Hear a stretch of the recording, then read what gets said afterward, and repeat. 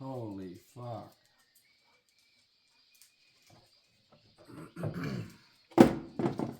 That's not good. So that was a bit of a shitty reenactment, but that's pretty much exactly what I said when I found the condition of the second Ryco NanoCel that I had installed.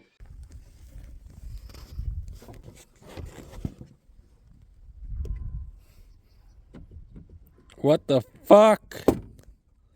So obviously you guys would have seen the last video about the Ryco filter. I ran one for 20,000 kilometers. It looks like it did a great job. There wasn't really any dust in the airbox, and like I said, ran it for 20,000 in pretty harsh conditions. Rain, hail, shine, plenty of dust. It went for 20. I was very happy with it. I pulled it out of the airbox, and as I was making that video, I was having a bit of a look at the air filter, and this was all on the go while I was filming the video. I noticed that there was some gaps in between, and that this here was, as you can see, peeling away from the actual filter housing. And that was all on the go while I was filming that video. I noticed it, as I was filming. So I said, oh, well, that's not good. But anyway, it did its job and no dust got in, and I'm sure that's just, these things happen. Then I had bought this exact filter from Super Cheap. I had that fitted in the airbox, and I was actually due to have a bit of a phone call with a fella from Ryco. This had been in the airbox for probably, 2,000 or 3,000 kilometers. This was a few weeks back. And I thought before I ring him, I'll pull this out and have a look at it, expecting there to be nothing wrong with it. Turns out there's a lot wrong with it. This was doing the exact same thing. As you can see, big gaps there. But as you can see, this isn't even solid in the frame. This is how I found it. So this is the second air filter that I ordered myself straight out of Super Cheap. So as you can see, we can just pop this straight out. I mean, there's the glue on it. So we can just pull that straight out of there. So it looks like, if we look at it, look at that bit. It looks like that has actually, I don't know how good the light is. That's the only piece of it that seems to have stuck really well. But as you can see, the rest of this is just peeled straight out. So it'd be an understatement to say I was pretty bloody shocked and rather disappointed, obviously. So yeah, let's have a bit better look if we can. I mean, it's pretty straightforward.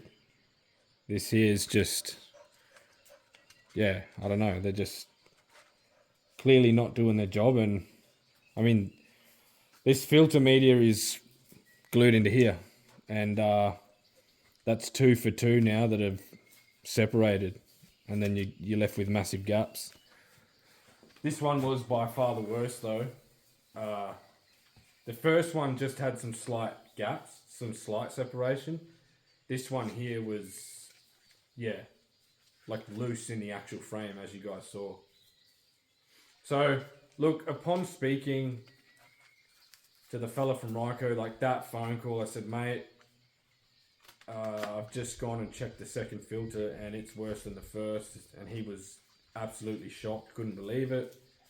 I sent him some pictures and, all that sort of stuff. And basically, from my understanding, he went and had a chat with the engineers, and then he called me back and basically said, we're going to send you another 2. So basically, they said, we'll send you another 2, and we're so sorry, and blah, blah, blah, all that sort of stuff. And we're not really sure what's happening. They were really looking into it after the incident with the first one. They watched the video and saw the separation. I had a bit of a chat to them then. And they were shocked and very worried. And as far as I know, put a bit of a stop sale on the products to try and sort out what was going on, and I sort of thought it might have just been that first batch, and you know, these things happen, it's understandable. But yeah, after the second one, he was very, very shocked. So they've sent me another 2.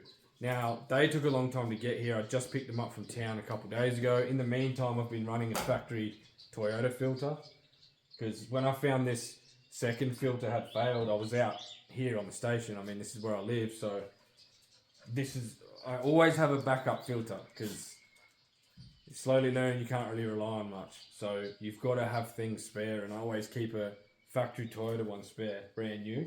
So lucky I had that, because I didn't want to keep running this. So they've sent me another 2, and look, to be honest, I don't really want to run them anymore. There comes a point in time where you've got to think, how many do I keep trying? You try one, it fails. You're like, okay, it still did a good job, but it failed. That's okay. Let's do a second one. Second one fails worse. Do we do a third and a fourth and I don't know. All I know is and actually I should say, this second filter, before I put it in, because I knew about the failure of the first, I inspected this very closely, and there was no separation, no gaps from brand new. So evidently it's separated whilst being in the airbox. And I don't know if it's just, you know, millions of corrugations and it just can't handle the real world, I'm not sure. But yeah, from brand new, it looked fine to me. So we'll open up this box of goodies. This is the other two filters that they sent to me, that they say are absolutely fine. There's no separation, they should not separate, it should be fine. So, I don't know, we'll see. Once again, very appreciative of Ryco, and for sending another 2 out. I mean, obviously they kind of had to, because their filters keep failing. But still, you know, thanks to them, they're certainly not trying to shy away from it. They're shocked and they really want to get to the bottom of it. And, you know, these things do happen. Well, I've got filters coming out of me, you know what now. Filters bloody everywhere. So let's open and look. I mean, I don't know what's gonna, honestly, I don't have high hopes, because what's gonna be different? What can possibly be different?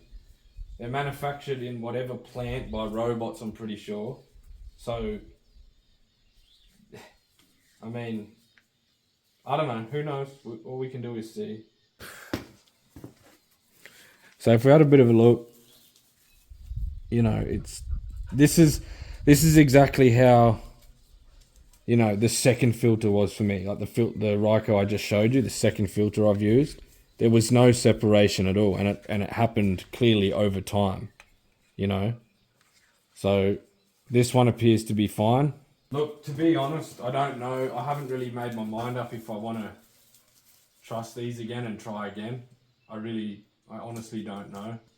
I mean, they've sent another 2. I guess all I can do is stick one in and run it and just see. And this time keep an even closer eye on it.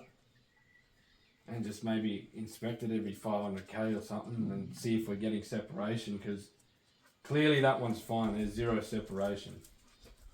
We'll have a look at this other one. Take a look at this one as well.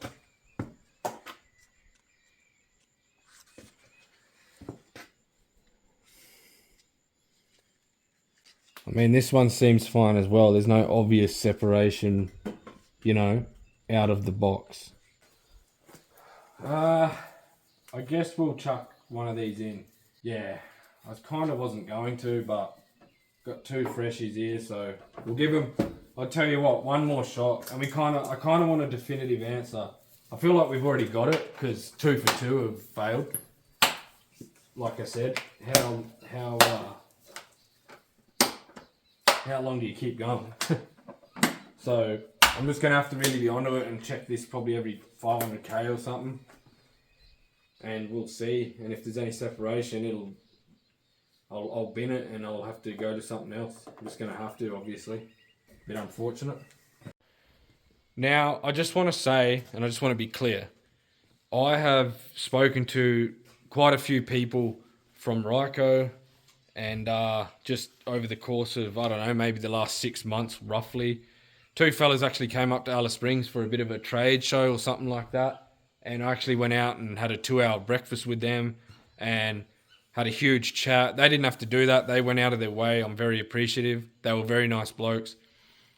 Ryco is great, and everybody I've talked to and met and emailed and all that sort of stuff through Ryco have been great. So I really appreciate them and how great they are to talk to. They're generous with their time. I just want to be very clear, there's no issues there. Because I know people are, like to ask all sorts of questions and whatever. And look, these things happen. You develop products, sometimes you have problems, sometimes you have failures.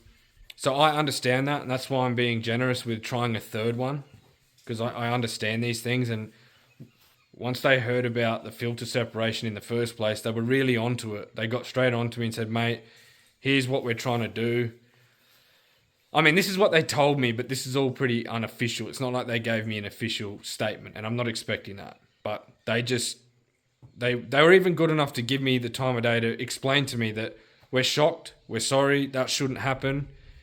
We're going to put a stop sale on the product, and we're going to try to get to the bottom of this, whether it's something happening in manufacturing, all that kind of stuff.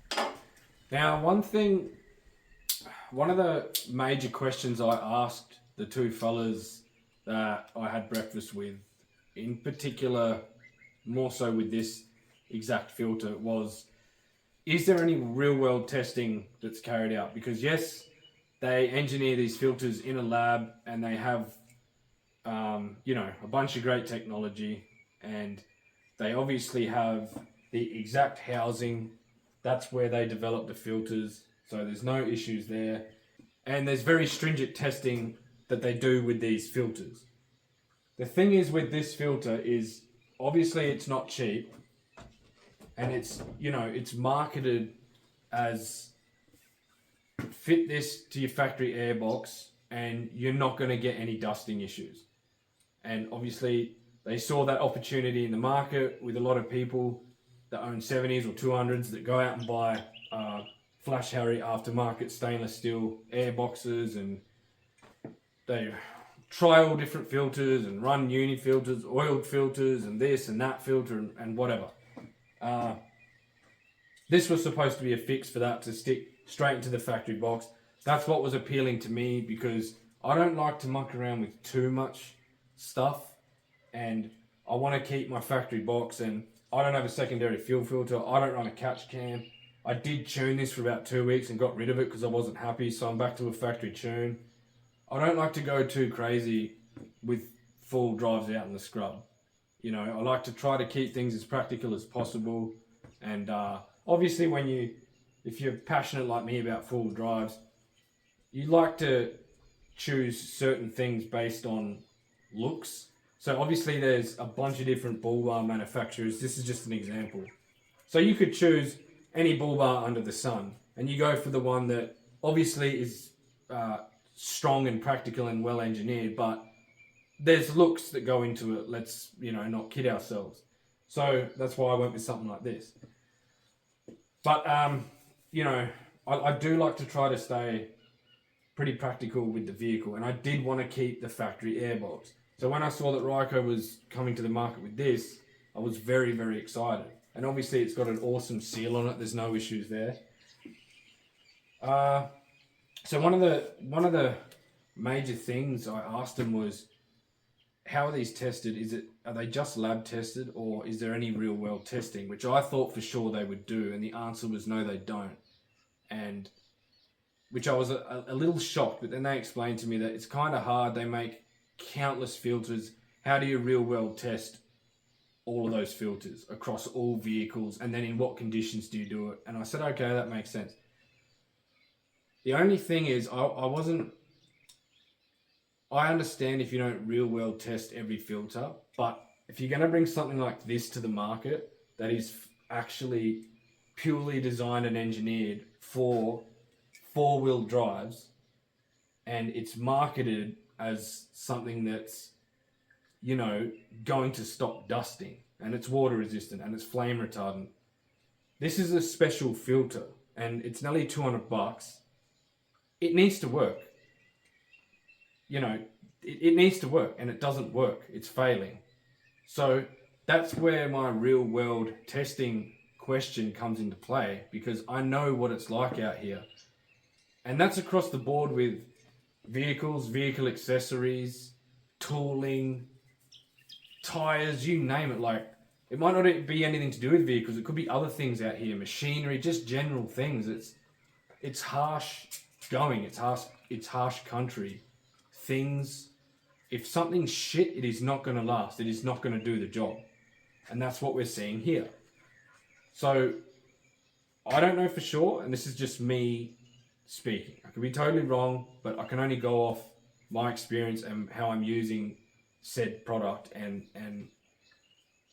how it's reacting to the use. So, like I said, the second filter I put in, I was very careful at inspecting it. There was no separation at all. So I thought, all right, I just got unlucky with the first filter. These things happen. After a few thousand Ks of all this crazy driving, just thousands of corrugations every single day, day after day, I inspect the filter, it's failed. That leads me to believe that, well, that's because it's in the airbox, in the actual Land Cruiser, actually being driven and actually being used. It's not just sitting in a test rig in a lab with air getting sucked through it. Now, let me be very clear. Again, this is just me saying my thoughts. For all I know, their test rig vibrates while they're using it. Maybe it does. Maybe it simulates real world driving. I don't know. We didn't really get into that. So maybe it does. But all I can say is they released their filters. They spent a lot of time, you know, designing and engineering their filters, and they were happy to release them to the public because they worked. But evidently, when in an airbox in a vehicle and it's actually being used in the scrub, not just being driven in town or on bitumen or the odd dirt road, this is day after day, back to back, getting flogged out in the bush, getting used for what it was supposedly designed for, and it's not standing up to the everyday rigors of that. So I think that's where, again, this is just my opinion, I want to be very clear, I think that's a big mistake. Maybe, you know, real world testing doesn't have to occur on every single filter, but something like this that's a bit of a specialty item and a special release that's purely for four-wheel drives, and in particular Land Cruisers, you know, I think if you're going to do that, you need to stick a bunch of these in 70 series, and you need to go and do what I did and run it for 20,000 Ks in the scrub. You're going to get your answer. You're gonna bloody find out if there's any issues or not. Even, look, if it was me, I would, even if they sent them to people like myself to test, you know, before they're released. So I don't, and actually in saying that, maybe they did give them to mines and stuff. I don't know. Again, I just want to be very clear. This is just my thoughts and my opinions on the matter. But when it comes down to it, it is what it is, and this is the results, and I have to, obviously I'm going to show them, I have to show them, and I'm surprised. Well, you guys know from the previous videos, I was gushing about these filters. I thought they were going to be the bee's knees, but that hasn't really been the case. So anyway, that's about it. We've got that brand new filter in there. We're going to run it, and we'll check it every maybe 500k, which, you know, I rack up Ks very quick, so that won't take long. And we'll just keep checking it, I suppose, and as long as it's okay, I'll keep running it up to 20,000. But if it fails before then, well, we'll have to rip it out and go with something else that's completely different. Since all this testing with the Ryco and my very first episode called Dusted, where I was getting lots of dust past factory filter and all that sort of stuff, I've had a heap of companies reach out via Instagram. There's a company that actually has developed air filters that they say are better than these. So they want to send me one. They say it filters down to 0.03 micron, which is crazy, but that's what they say. They would like to send me a filter. They swear it'll work. I think on their website it's marketed as the world's best filter. But also companies wanting to send me airboxes and fabricated airboxes and stuff like that, which everybody who reaches out, I greatly appreciate it. So I've got a few offers there that I'm fielding at the moment, but again, I really do want to keep this factory airbox if I can, you know. And everyone tells me, what are you doing? You got to replace the factory airbox. You have to, da. Well, no, you don't. People run uni filters in these with no issues, but I don't want to run an oiled uni filter. And they don't have the surface area of a filter like this or like this. You know, it's just foam with oil. So they're going to clog up very quickly. And the way I use my vehicle, I'll be constantly cleaning and oiling the filter. I don't want a bar of that. Also, in my opinion, there's nothing wrong with this airbox because you put a filter like this in it, I had no dust pass through. And the only problem was the element separating from the frame. So this seal does a fantastic job. So in my opinion, when the appropriate air filter is fitted to the factory box, there is no issue. In my opinion, the issue is this right here. Now, of course, there's a bunch of companies that are going to tell you, you need an airbox, you need one, you have to buy ours. You have to buy our $1,500 stainless steel airbox. And again, this is just my opinion and my experience. Those companies know what they're doing. So, you know, I'm not ragging on anyone. So I'm just currently editing this video, and I thought I'd just add something else. It's important. I want to put this in there. I'm not trying to hang shit on anybody's airboxes or anything that they fab up or anything like that. Don't get me wrong.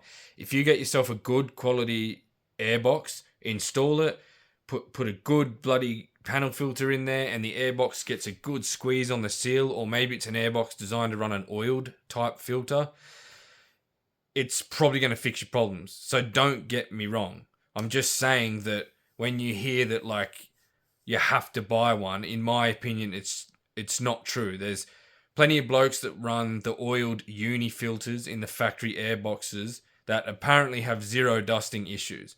So again, you can go that route. I could go that route. And a lot of people have asked me, mate, if you want to keep the factory box, why don't you put a uni filter in there? And I just say, look, I live in the fucking scrub. So I'm in the dirt 24/7. The amount of maintenance I'd have to do to one of those oiled filters, could I do it? Yes. Like, all right, it's a way to solve the problem. But the maintenance would be ridiculous, and I already do enough of it, and I just don't want to add to it. And I mean, the Ryco did 20,000 K before I even changed it, and there was no dust in the airbox, but obviously it fell apart and separated from the frame. So if that problem was solved, those filters would be the best thing ever, in my opinion. So yeah, I'm not trying to talk shit on it about anyone or anyone's airbox or any of those manufacturers. If you want to go that route, it's probably going to solve your problem. It's just my opinion and the experience I have out here and what I do, that there's nothing inherently wrong with that airbox unless you're going to be running factory filters and whatnot. But you get a filter like this in there that's got a proper seal and everything, and if this wasn't detaching, it'd be the bee's knees. So I want to keep that factory airbox, and I am interested to the company that reached out and said they want to send me a filter, and it's, yeah, filters down to 0.03, and they basically said, mate, you'll have zero issues, you know, that we stand by our product, can we send you one, and all that sort of stuff. So I've never even heard of this company, and I had never even heard of their filters before. So I'm definitely interested. I think they're going to send one. If they do, we'll trial that one and see what happens. Anyway, that's about it, folks. What do you reckon, Bailey? What do you think of these filters? What about you, Dice?